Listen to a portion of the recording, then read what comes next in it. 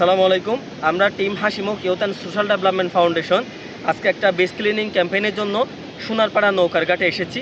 এসে আমরা যে অবস্থা দেখতে পেলাম, এখানে ছড়ানো ছিটানো অনেকগুলো ছেঁড়া ও পরিত্যক্ত জাল পড়ে রয়েছে।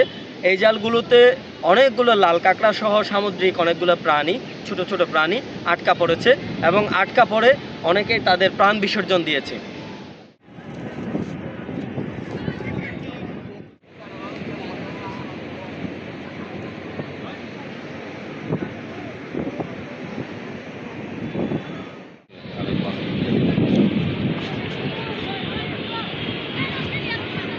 জালে আটকা পড়া থেকে আমরা একটি জীবিত লাল কাঁকড়াকে অবমুক্ত করেছি।